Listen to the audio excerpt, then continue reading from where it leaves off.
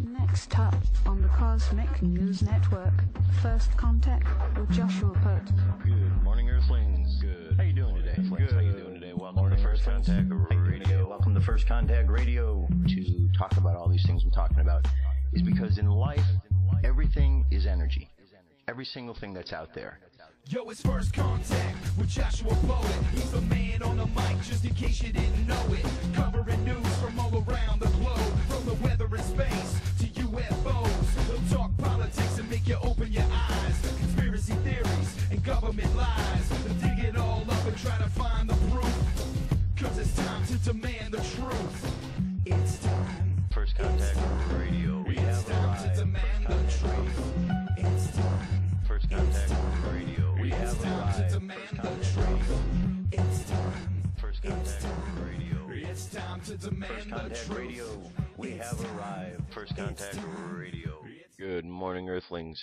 How you doing today? Welcome to First Contact Radio. Today is Friday. Glad you could be with us. Today, it is the 17th right here. 17th of October. Let me expand this just a bit so you could see a little bit better. I want to give you a good analysis of this here. Okay. So today we have a moon sign in Leo, just like it was yesterday. Yesterday we were doing that transition. Today we are fully in Leo for the full day. Leo is all about creativity and fire. So that's our underlying energy, that subconscious mind. Okay, the creative urge, it's there. That fire is underneath the surface. And so this is Leo, the lion. It's tarot card of strength. Wants to make sure that we're going to be able to use this fire in the proper way. And what we learned is that this energy that flows through us is very potent. And we want to learn how to channel it in the right way. Righteousness is a key assigned or word assigned to the card of strength.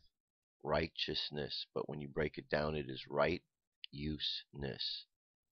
So what we have is the right useness of how we use that particular energy. Alright, so then as we go down there, we've got the Libra, which is the sun sign for today, justice, karmic balance. So we're still working out this karmic balance. Remember, Libra is an air sign, so air signs move. Air moves. It doesn't usually stay still. Sometimes it does, and it's nice and calm and peaceful when it does. But for the most part, air moves. Air is words and action. So this is a time of movement, activity in the world around us. Our conscious mind is moving. Our unconscious mind is also moving because we've got this fire going on underneath it now. Leo, the lion. And so this fire is brewing, kind of like put a pot on a stove. Instead of being water in the pot, there's air in the pot. And you got the fire down below, so you got all these ideas stimulating the words and the actions, the things that are going to be said and done.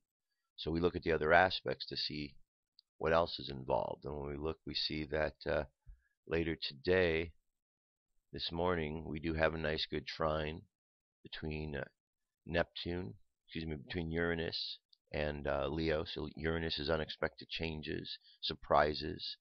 So our creativity gets some sort of surprise, some sort of boost, which is really a good positive thing. And then as we go through the course of the day, we see there's a conjunction between Mercury and Venus. Mercury and Venus are the male and the female. These could be like the lovers. This could be a good experience between the two, communicating together right next to each other, figuring things out. Remember, Mercury's in retrograde, so the Mercury mind doesn't really need to get too heavy into wanting to plan and start something new, but maybe just to kind of, polish up the communication that's currently there. Maybe continue to build on something. Jupiter is an expansion, so Jupiter expands that creative energy. So this is a conjunction with the moon later, so that moon energy, that Leo, that fire creativity becomes expanded. Now there becomes a lot more of it. So we're still working with the Mercury retrograde. Things are still appearing to move backwards. So even though we have all of this creativity and we want to jump forth and say, I want to create something brand new, Mercury retrograde is saying, hold on a second, step back. Let's look at what we have done and see how this all fits in, because starting something new might not be the best time. And this idea and this energy might not be about starting something new. It's about polishing up what we've had. Now, as we move into the weekend, and this is what I want you to have a good look at for next week. I'm going to fix this so you can see the whole thing here. Next week is a pretty full week. So right here we've got Leo. We've got going into Virgo over the weekend. Virgo on Sunday. Virgo's the hermit. Virgo is the one who goes into a place to analyze, to learn, to gather wisdom, gather information, and then comes back out with that lantern held high. It also represents a time when there's healing that takes place. So we want to honor the hermit in us that is about to go and take a little break away from things, because next week we're going to go from the hermit, we're going to go into Libra, karmic balance. We have this solar eclipse that's going to take place on Thursday. Now all this is taking place within Scorpio, so now we're starting to deal with transformative change and then truthfulness coming out of that into Sagittarius. We've just come off of this other eclipse here, so we're still feeling the effects of that.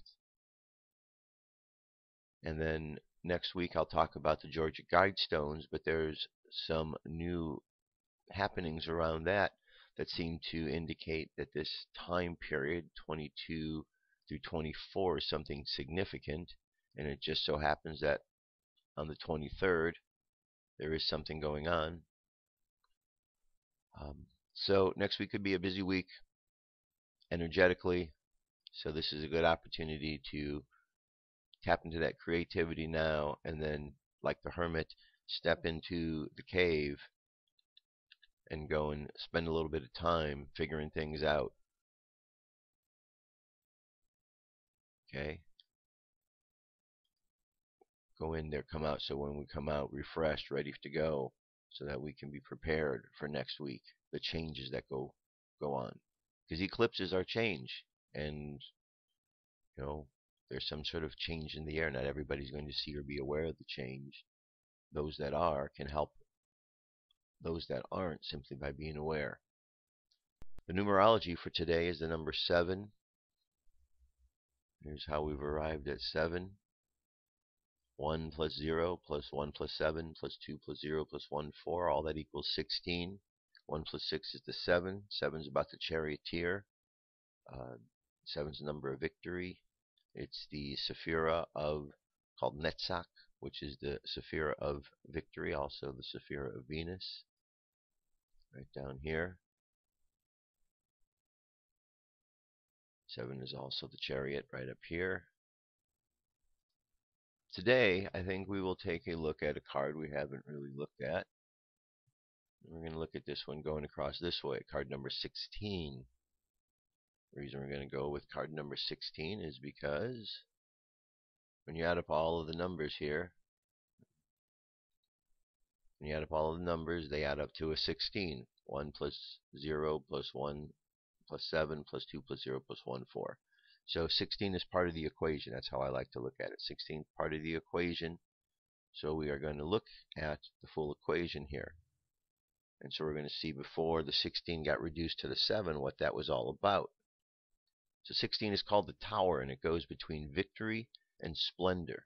It goes between our emotions and our intellect. That is card number 16. It's called the Tower. And this is a very important card because it represents false ideas. And false ideas that come about because we get caught up in our emotions or our intellect. Our victory or our splendor. The victory and the emotions, they're all tied together here. And we can get way into our emotion and feeling something one way, we're on one extreme, or we could be over here and we could be way in our ego because our mind blows up that we're so cool, that we've, experienced this mind of stuff. And both of these take us into false places. So what we do is we have to find a way to balance that. So let's check this out here. The Tower. To this key is attributed the stage of spiritual unfoldment called awakening, because it represents the flash of clear vision which reveals to the searcher the true nature of his being, which has previously been hidden from him because of the bondage of his consciousness. See, the bondage of his consciousness. In other words, his consciousness, what he was thinking, put him in bondage. That's what this says. The reason the thinking puts you in bondage, you're not seeing clearly. So when there's this flash, this lightning, that which was in bondage is now illuminated, and you see clearly, like, oh, this is what's really going on. The Tower is the structure of error and ignorance, which is struck by lightning of spiritual comprehension emanating from the central sun of truth, or pure being. The crown which is knocked off the top of the tower is willpower, but it is a false crown, for it represents personal will, which has no existence in reality. Right knowledge begins with the flash of comprehension that reveals to us the true nature of will, as symbolized in the 9th key, which is the key of the hermit. Hence, what is really overthrown is the delusion that we exist as separate personalities, which delusion is the cause of all human suffering and limitation. The following figures are the two modes of personal consciousness, generally called self-consciousness and subconsciousness. The flash of superconsciousness turns all of the conceptions of personal consciousness upside down and utterly destroys these false conceptions. The 22 yods represent the 22 basic modes of consciousness, symbolized by the 22 tarot keys. So it talks about a lightning flash, and remember how there's this lightning flash pattern that goes down and it follows the numbers here? Okay, here's a lightning flash, and it says when the lightning flash comes, it causes a lot of things to change, because everything is lit up. And so all the falseness is removed. Okay, and that's the whole key here with this tree. Now right here, we have the higher self, key number 14. Archangel Michael, card of temperance. And it's this part of ourself which has our feet in the foundation of our subconscious world, and our head up in the heart of all that works, how it all comes together in beauty, is balancing out and helping to move us past the ideas of the false ideas that we're under. So that's the whole key here, right? That's the trick. So the Tower, its astrology is Mars. Peh. Key number 16 means mouth. Hebrew letter Peh. Alright? So we always want to be aware of what are the real truths and what are the false truths, and how we get there. And it's just by understanding the emotions and the intellect. Those two things play out over and over in so many aspects. Up here we see mercy and severity, which are just a little bit higher aspects than these, because mercy is an emotion, just a different way expressing it, and severity is the mind, just in another place. Just like understanding is coming up out of there, and wisdom here. Okay. Moving on from there, the current moon phase is 33% of the way full, making its way down to the new moon. That will be next week as well. So again, another piece to add to the puzzle. The sky tonight is going to be looking like this. The moon is going to be off to the right, a little crescent like this. We'll see Jupiter. We see Leo. It says before dawn Saturday morning, Jupiter shines high above the waning moon. Although they look rather close together, Jupiter's 2,100 times further in the background at a distance of 47 light meters compared to the moon's 1.3 light seconds. Okay. Mayan Oracle, we start a new wave spell. So here we're starting a new cycle. New wave spell is the wave spell of the human. Human's all about free will. 13 days we're going to be working on this particular lesson. Today we're magnetizing to ourselves all of the energy about what this lesson's about. It's like day number 1, getting the lesson plan.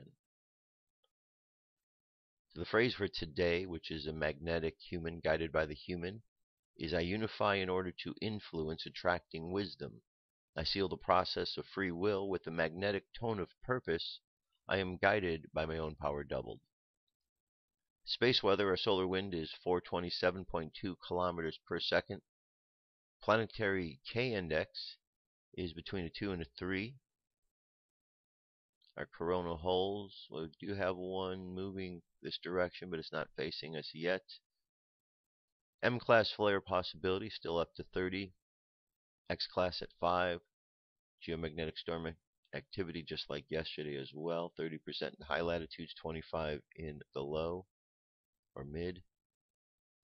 Here we have notification of this comet that's approaching Mars. You'll be hearing about this comet sighting spring. On Sunday, October 19th, comet sighting spring will pass only 140,000 kilometers away from Mars. For comparison, that's about 1/3 the distance between Earth and the Moon. For a while last year, astronomers thought the comet might actually hit Mars, setting off a cataclysmic climate change experiment, but now we know it's going to be a near miss. Last night, 3 pictures before closest approach. Astrophotographer Damien Peach snapped this picture. There we go. Comet is presently moving through the dense clouds of the southern Milky Way. However, it will reach Mars.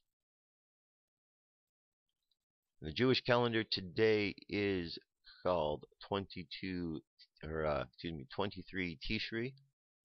It's also called Simchat Torah, and it is the end of the time.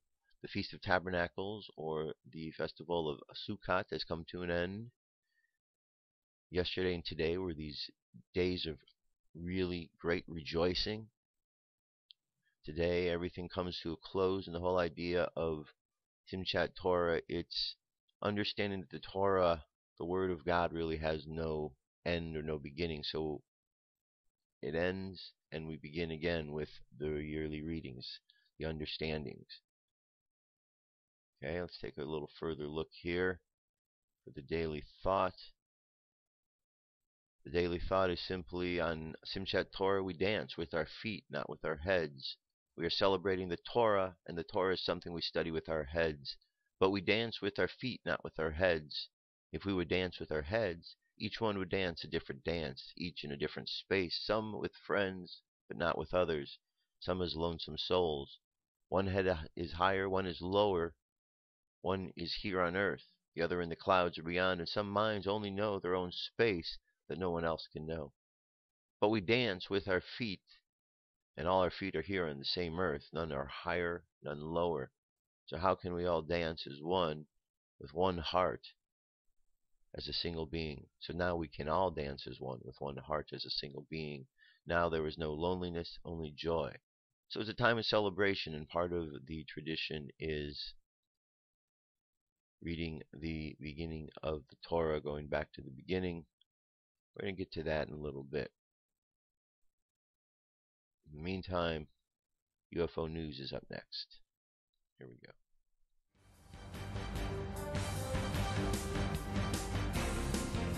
This is the UFO News with Joshua Poet.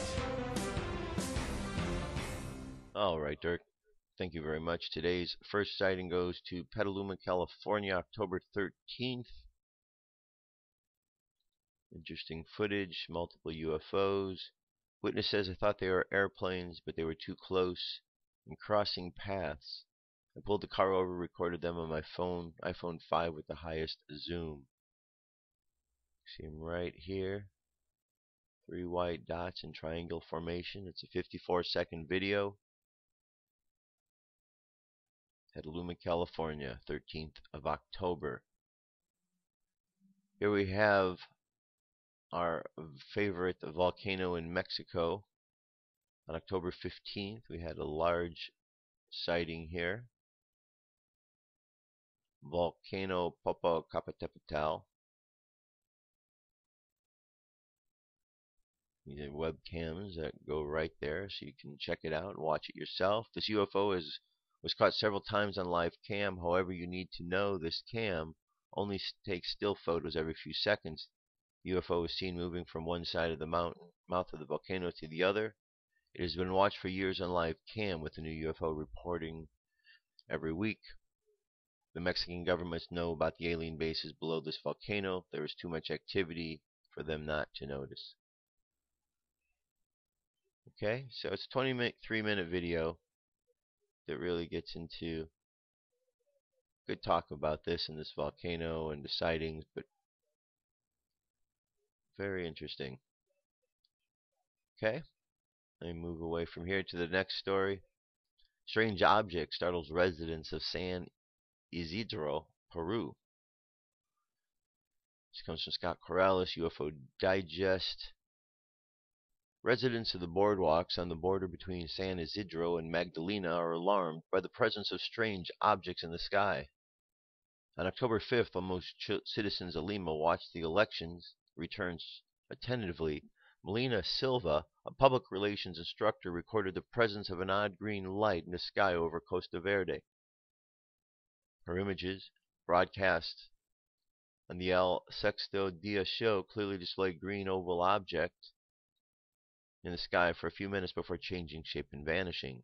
The phenomena was compared with a similar event that occurred in Canada in recent days during a live transmission from a street location in which the object could be seen behind the reporter. But Silva wasn't the only witness to the events. Several residents of San Isidro and Magdalena near the Costa Verde boardwalk claimed to have seen the same event. The program consulted expert Anthony Cho, who did not dismiss the likelihood of a UFO being involved, but also indicated that it could be another guided object. There are other cases to this one. One of them took place at Puente Habich and turned out to be a kite equipped with LEDs, he said. Another researcher consulted by the program noted that it could also be a drone. In any event, both experts indicated the only way that these questions could be answered was for the local residents to keep recording the strange object.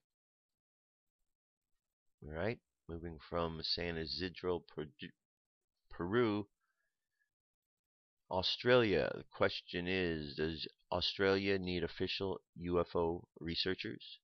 A longtime UFO researcher, Kenneth Basterfield, said the Australian Air Force archived more than 10,000 UFO observations before they halted the records in 1990.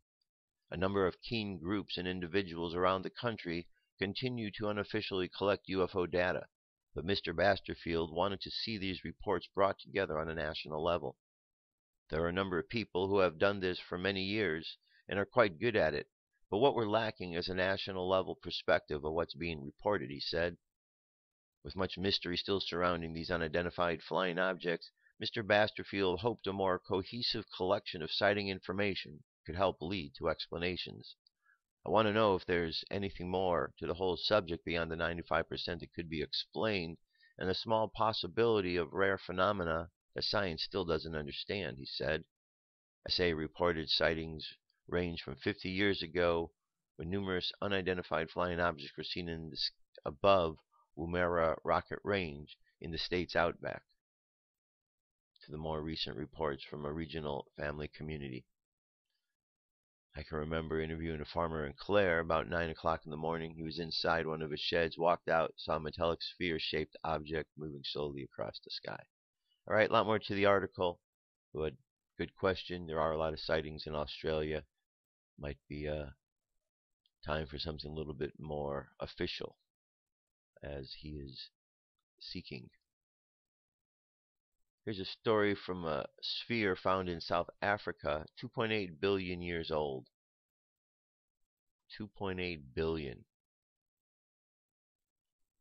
Spheres found in the mines of South Africa have piqued the curiosity of researchers for decades. According to Michael Cremo and other researchers of prehistoric culture, these spheres add to a body of evidence suggesting intelligent life existed on Earth long before a conventional view of history places it here. Cremo has traveled the world gathering information on out-of-the-place artifacts. He compiled his findings in the popular book Forbidden Archaeology, The Hidden History of the Human Race. In 1984, while investigating the spheres, he contacted Rolf Marx, curator of the Museum of Klerksdorp, South Africa, where some of the spheres are kept. Marx described the spheres as being about 2.8 billion years old, with a very strange hard surface and a fibrous structure inside. He found them quite strange and puzzling. This is what he wrote. There is nothing scientific published about the globes, but the facts are they are found in pyrophyllite, which is mined near the little town of Ottosdal in the western Transvaal. This pyrophyte is quite soft secondary mineral with a count of only 3 on the Mohs scale, which is a scale of 1 to 10. It ranks from hardness to softness, and it was formed by sedimentation about 2.8 billion years ago. Well, that kind of blows our time frame out of the water, doesn't it? That the 6 billion, 5,000 years of history, 6,000 years. It's a lot more than that. All right, and the last one brought up a story today, a connection between John F. Kennedy, the CIA, and UFOs. On November 12, 1963, President John Kennedy issued 2 presidential memoranda instructing NASA and the CIA to begin cooperating with the USSR on a joint space mission, including a lunar landing. On the same day, a conversation occurred between Kennedy and Soviet Premier Nikita Khrushchev on the importance of sharing information concerning UFOs as they moved forward with joint space missions. Leaked documents concerning the alleged conversation and the role of the CIA in controlling UFO information directly implicate the CIA in Kennedy's assassination 10 days later. In addition to the 2 presidential memoranda cited earlier in the investigative series, another leaked document shows the extent to which Kennedy was prepared to cooperate with the Soviet Union in declassifying UFO files. The aim was to avoid the risk of a mistaken military confrontation over UFOs. The document is allegedly a top-secret NASA intercept of a hotline conversation between President Kennedy and Soviet Premier Nikita Khrushchev, dated November 12, 1963. Kennedy and Khrushchev discussed the importance of their respective UFO working groups to deal with the UFO problem and to avoid the risk of future conflict. Kennedy told Khrushchev, "I have begun to initiate an initiative with our NASA to exchange information with your Academy of Sciences, in which I hope will foster mutual concern over this problem and hopefully will find some resolution." Kennedy was certainly referring to the National Security Memorandum released on the same day, November 12, 1963. Kennedy also said, "I have instructed our CIA to provide me with full disclosure on the phantom aspects and classified programs in which I can better assess the UFO situation. While the NSA intercept has not been conclusively determined to be authentic, it has been ranked medium to high level of authenticity. It is consistent with the November 12 National Security Action Memorandum 271 titled Cooperation with USSR on Outer Space Matters. The risk of mistaken identification of UFOs leading to an accidental nuclear war was also allegedly considered by NATO at the same time, according to Robert D., a retired commanding sergeant major. Okay, so very interesting. So Kennedy was more involved. I think we've talked about this in the past, and we've seen this information. So a lot more to the story about why Kennedy was killed, what he knew, what he was really wanting to do. You know what they say, history is written by the winners. So we don't really know the whole history of Kennedy unless we dig for it, because what's really written about Kennedy is written by the ones who ultimately were involved with killing him. So they're not really the good source, are they? All right, I'll be right back. Stay tuned. Come into our circle, Great Spirit. Fill our souls with peace.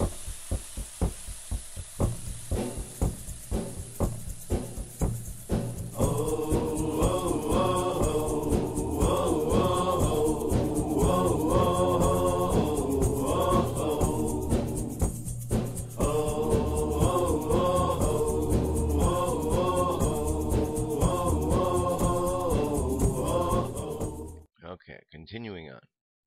So, before I go further and we do the parables of Jesus, I want to jump into just a little bit of Genesis here. In the beginning, God created the heaven and the earth was without form and void, and darkness was upon the face of the deep, and the Spirit of God moved upon the face of the waters. And God said, "Let there be light," and there was light. And God saw the light, that it was good, and God divided the light from the darkness. He called the light day, the darkness night. The evening and the morning were the first day. And God said, "Let there be a firmament in the midst of the waters, and let it divide the waters from the waters." And God made the firmament, and divided the waters which were under the firmament from the waters which were above the firmament, and it was so. God called the firmament heaven, and in the evening and the morning were the second day. God said, "Let the waters under the heaven be gathered together unto one place, and let the dry land appear," and it was so. God called the dry land earth, and the gathering together of the waters he called seas. God saw that it was good. God said, "Let the earth bring forth grass, the herb yielding seed, the tree, fruit yielding kind after its kind, whose seed is in itself upon the earth," and it was so. And the earth brought forth grass, an herb yielding seed after its kind, and the tree yielding fruit, whose seed was in itself after its kind, and God saw that it was good. And evening and the morning were on the third day. All right, I'm going to leave it at that. 1, 2, and 3. Just in remembrance of the Simchat Torah. We end and we begin. It's all a continuous cycle that goes on and on. That's really what life is about. And there are many other things and aspects that we involve ourselves, but ultimately we find that life just continues on. And we continuously go through beginnings and endings, don't we? Of all sorts of things. Beginning of endings of projects. Beginning and endings of relationships. Beginnings and endings of learning. Of school. Of levels we go in classrooms. We end one level to begin the next one. Beginnings and endings of cycles within time, within nature, which in life itself. So we're always looking for the beginnings and the endings. So it's good to remind ourselves, and that's what this particular day, as I understand it, is about. It's about understanding and honoring, celebrating and that is why we dance. That is the celebration of the dance. To celebrate, to understand, to be on the earth, to enjoy the moments on the earth. Enjoy the time that's here on the earth. Don't get so obsessed with it and consumed by it. But it's part of the process that we go through. And if we don't enjoy that, then what's the point? We're not supposed to be here so angry and upset and stern about everything, because that makes no sense. All right, let's jump over. Here's a couple more parables. Parables of Jesus. This one is from Luke 14, verse 7 through 14. When he noticed how the guests picked the places of honor at the table, he told the parable. When someone invites you to a wedding feast, do not take the place of honor, for a person more distinguished than you may have been invited. If so, the host who invited both of you will come and say to you, "Give this man your seat." Then, humiliated, you will have to take the least important place. But when you are invited, take the lowest place, that when your host comes he will say to you, "Friend, move up to a better place." And then you will be honored in the presence of all of your fellow guests. For everyone who exalts himself will be humbled, and he who humbles himself will be exalted. Then Jesus said to his host, "When you give a luncheon or dinner, do not invite your friends, your brothers or your relatives, or your rich neighbors. If you do, they may invite you back, and so you will be repaid. But when you give a banquet, invite the poor, the crippled, the lame, the blind, and you will be blessed. Although they cannot repay you, you will be repaid at the resurrection of the righteous. It's a very, very good parable here. Certainly deals with the issue of humility, our pride. You know, we all have pride. Pride is part of the world. But like everything else, looking at the tree of life, it can become unbalanced. And when it becomes imbalanced and excessive, that's when we have problems. That's when we get out of control. Because on the tree of life, I don't have the picture up here, but on the tree of life, when you look to that one side, that is simply the side that is severity. You know, you're just at one extreme.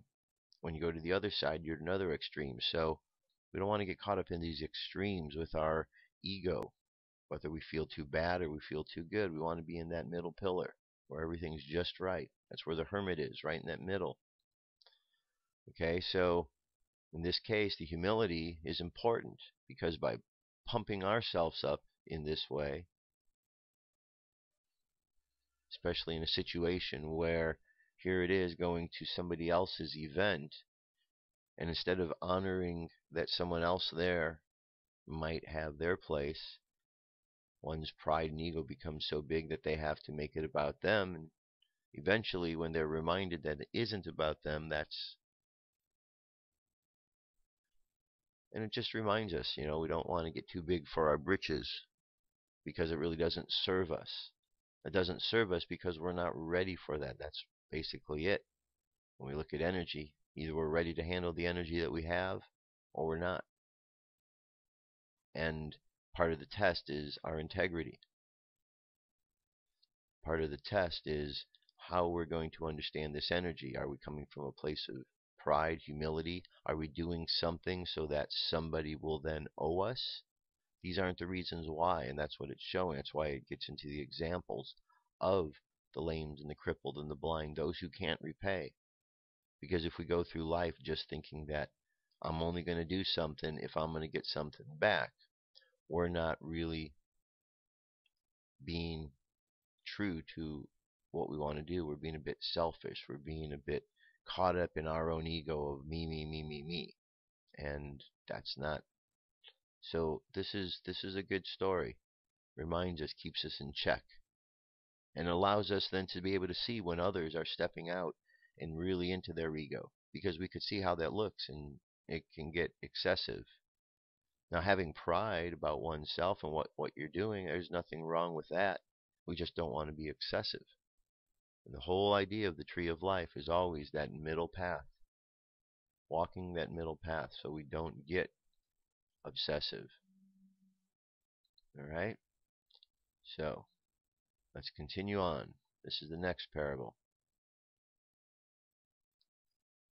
When one of those at the table with him heard this, he said to Jesus, "Blessed is the man who will eat at the feast of the kingdom of heaven." Jesus replied, "A certain man was preparing a great banquet and invited many guests. At the time of the banquet, he sent his servant to tell those who had been invited, 'Come, everything is ready now.' But they all alike began to make excuses. The first said, 'I have just bought a field, and I must go here and see it. Please excuse me.' Another said, 'I have just bought 5 yoke of oxen, and am on my way to try them out. Please excuse me.' Still another said, 'I just got married, so I can't come.' And the servant came back and reported to his master. Then the owner of the house became angry and ordered his servant, 'Go out quickly into the streets and alleys of the town, and bring in the poor, the crippled, the blind, and the lame.' 'Sir,' the servant said, 'what you have ordered has been done, but there is still room.' Then the master told his servant, 'Go out to the roads and the country lanes and make them come in, so that the house will be full. I tell you that not one of those men who were invited will get a taste of my banquet.'" Okay, so there's some similarities. Certainly some similarities in this story to the one before. And we have the banquet again, we have the guests, we have bringing in first all of the guests that were invited. The guests that invited, we can kind of think in the world today.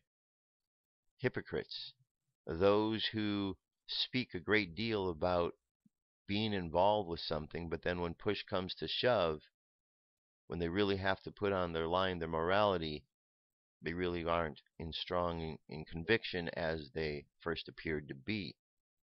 There was some falseness that was there, kind of like the tower, talking about the false truths.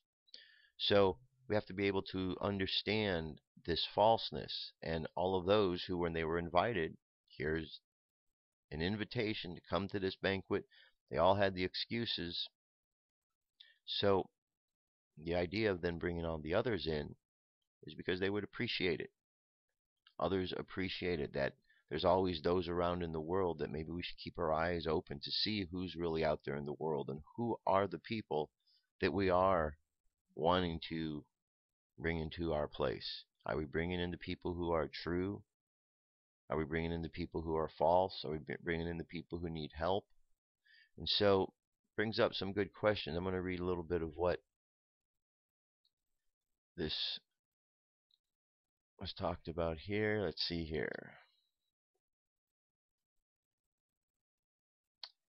Effectively, the Jews were invited by Moses and the prophets to the banquet, and then the second invitation came from Jesus. It was the second invitation that they rejected, thus Gentiles will be invited instead. It is not sin or rejection of the gospel which is so much to be feared, is that the procrastinating, excuse-making spirit, which is always with the reason why Christ cannot be served today. Let the words of Jesus on the subject sink down into our hearts. Theft, infidelity, immorality, no doubt, slay their thousands, but decent, plausible, smooth-spoken excuses slay tens of thousands. No excuse can justify a man in refusing God's invitation and not coming to Christ. Moreover, this parable discusses at the same time when God will withdraw his invitation and offer to others, then it will be too late to get into his banquet. And there you go. That's a real important part. And that kind of hits more to the home what I was kind of beating around the bush on. You know, a lot of hypocrites in the world. A lot of people talk a big game about God, about church, about what they do, and then when push comes to shove, they're not really there. They don't really believe the things that they're saying.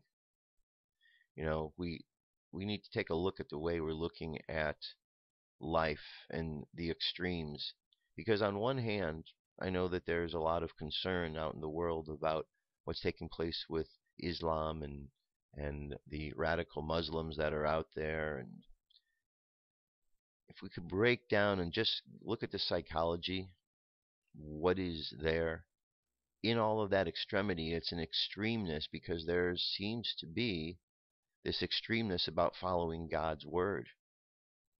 So their way about going about impressing others to be that extreme itself is a bit extreme. The violence and what have you. How much is true? I don't know. There's wars, there's rumors of wars. I just know that there's an extremeness going on. And here in America, people get all upset. Things are too extreme. They don't like the way it is because Americans are so laid back, lax on these laws of God. But maybe we need to look at it from a perspective of trying to merge those together.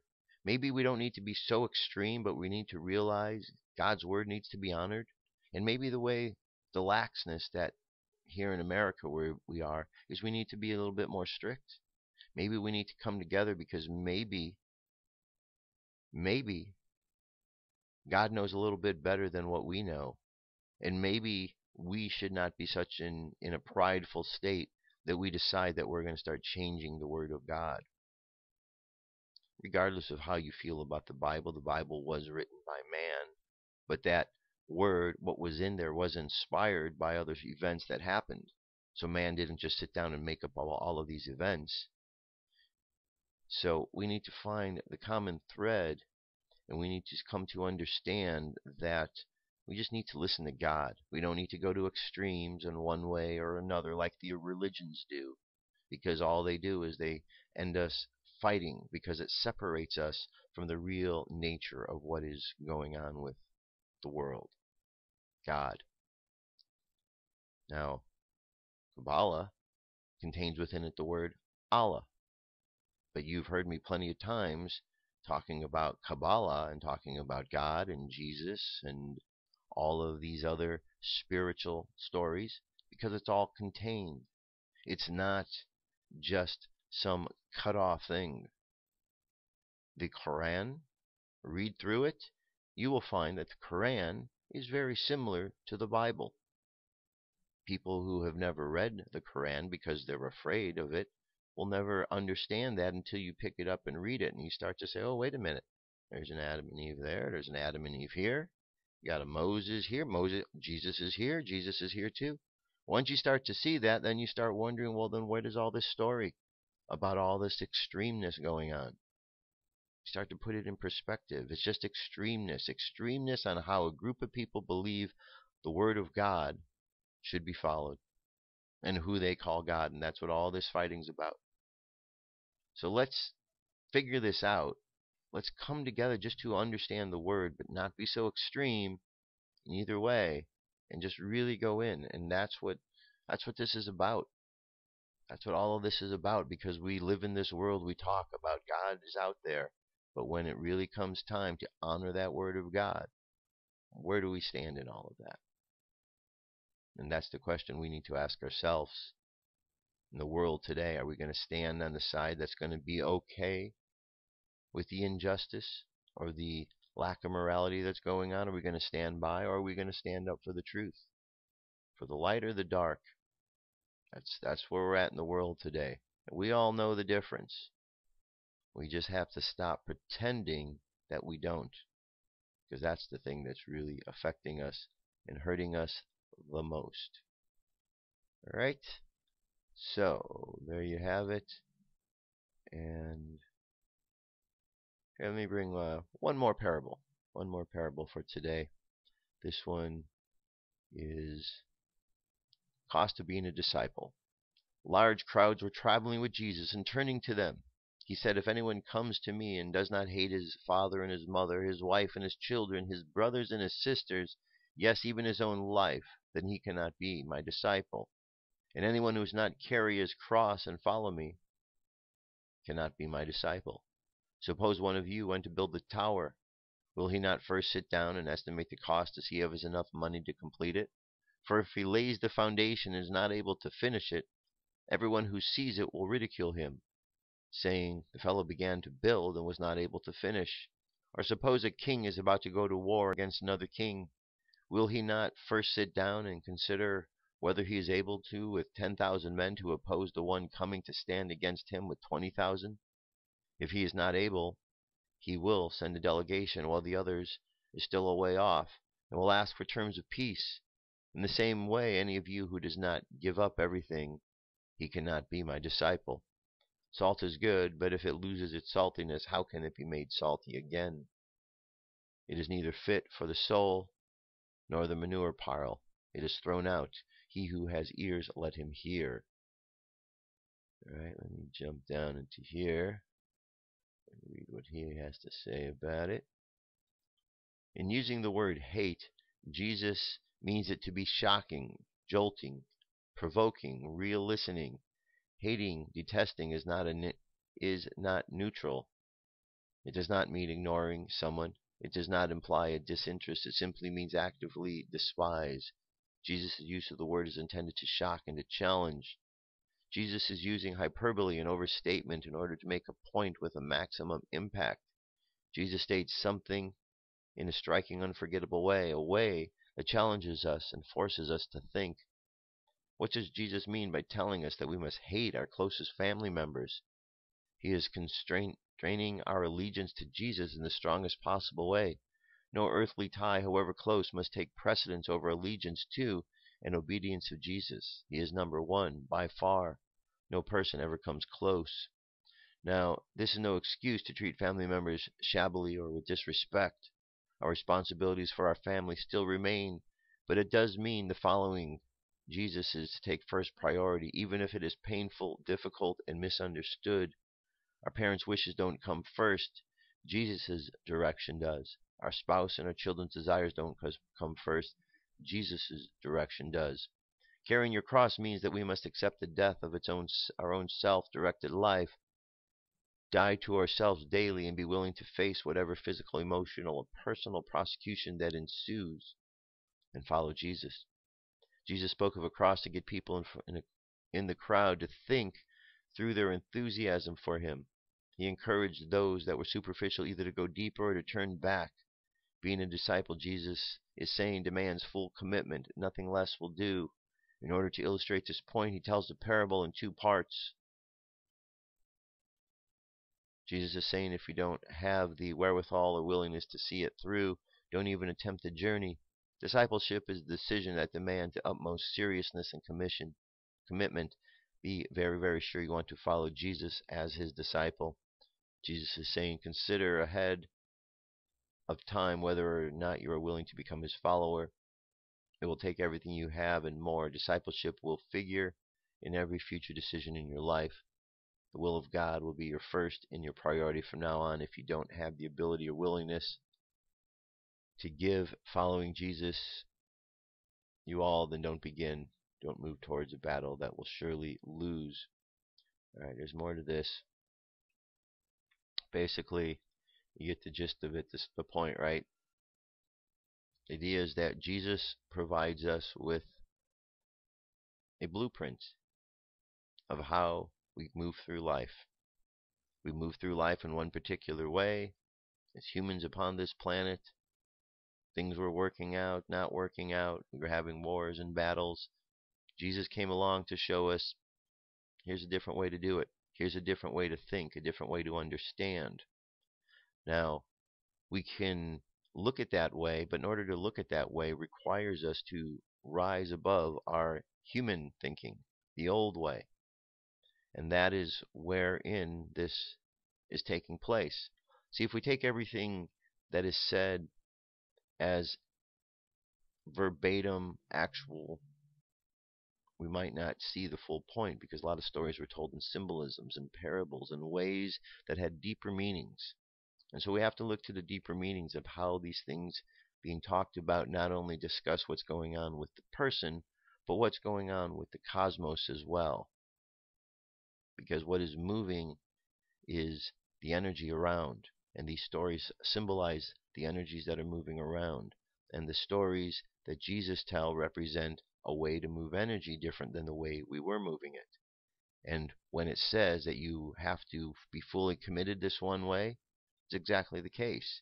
If you're going to start to do something this way, if you're going to move your energy down this path, you've got to commit to it, because that path wasn't working. That path is going this way, this one goes this way. So you basically have to choose. You can't be on them at the same time. So that's it. That's what there is. So think about that. Contemplate that. Good parables, really good parables. Something to think about and really understand more and more. The philosophy, the wisdom of those words. Don't just take them and throw them away. Listen to them. See if you get value out of what they are trying to teach you. All right, this is channeled message for today. The Angels. October 11th, 2014, by Ann Albers. The Angels. My dear friends, we love you so very much. There is never a time in your lives when you are without support. There is never a time in your lives when you must solve a single problem on your own. Yet so many of you struggle for solutions to life's challenges without reaching for help from the heavens. We understand that you have been let down by other human beings, and we understand that, at times, dear ones, you even expect disappointment from God. Can you have help in your life? We would ask, are you willing to believe and receive? In truth, help is always there. God is always there. Your angels are always there. We want to help you. We want to make your lives easier.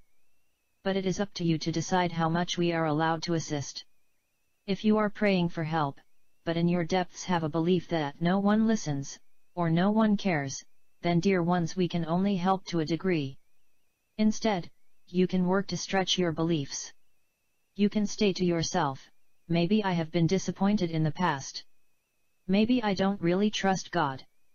Maybe I should give it another try. Like an innocent child you can pray, Dear God, dear angels, I have felt disappointed in the past and I still don't know if I fully believe in your assistance and love for me, but I want to believe. Please find ways to reach into my heart and show me your love. Please find ways to help open me kindly and gently to receive. Then, dear ones, receive in the simplest way possible. Take a breath. Slowly and deeply intend to inhale love. We are always there. God is always there. We wait patiently for you to open to fully receiving our help. When you feel your prayers are not being heard, ask yourself, am I willing to believe? Am I willing to receive? If you can't get to that point on your own, ask us for help, even with that. Dear God, dear angels, help me believe in your love. In the kindest way possible, help me open to receive. Trust, dear ones. We are with you as surely as the sun is behind the clouds, waiting to shine upon you and help lend more light to every aspect of your lives. God bless you. We love you so very much. The angels. Alright, very good message. It's our meditation now, so close your eyes. Take a deep breath.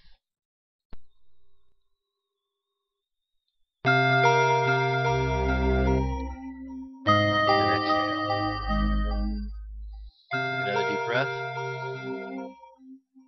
Exhale again. Imagine yourself walking down a path. Just walking.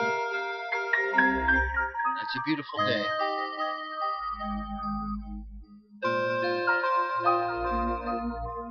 You feel calm and peaceful. And you feel happy. And as you think about life, you think about the cycles of time and the cycles that occur not only out in nature, but in our physical reality, in our physical world. And we see the cycles and the times and the beginnings and the endings happening over and over.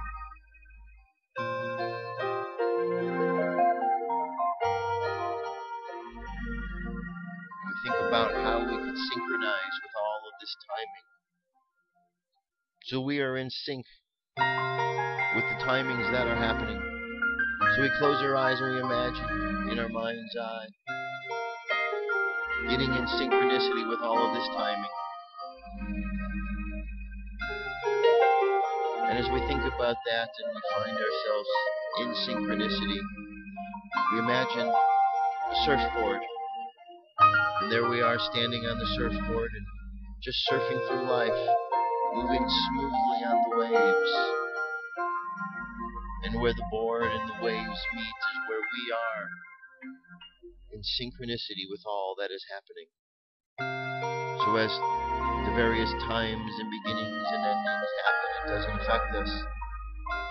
So we are moving smoothly in synchronicity. Contemplate today's affirmation. Dear self, today you will shine. Today we shall shine, and we shall allow our light within us. So imagine as we are surfing along, we are letting the light inside of us shine brightly. To shine brightly into the world. And just send out love. Send out light. And think of positivity and healing.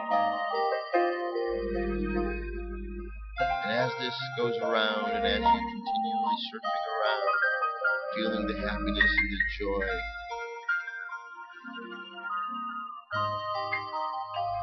send this energy, others feel this energy. Just imagine this energy of light, love, positivity going around the world. Over and over, being absorbed down into the earth. Imagine others around the planet feeling this energy. And just think of everyone around the world dancing. Dancing, for joy and happiness. And just hold that idea in the mind's eye of us dancing into the weekend. So just hold that image, that happiness, that joyfulness. Let us go forth with our subconscious mind, just sending out happiness, positivity, love. And let's bring our conscious mind back to the present moment on the count of three. 3, coming back to the present moment filled with confidence.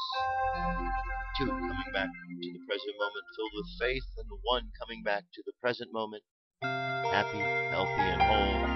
Happy, healthy, and whole. Take another deep breath. Exhale. And open our eyes. That's it. Thank you very much, my friends, for being here. It's been a long week. A lot of great information. Is linked up at the website firstcontactradio.com.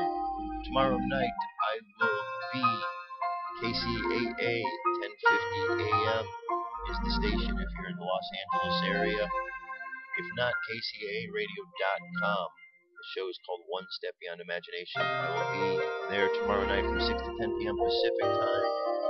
So if you want to call in, ask any questions, talk about anything we're talking about, just kind of similar to this show, please do so.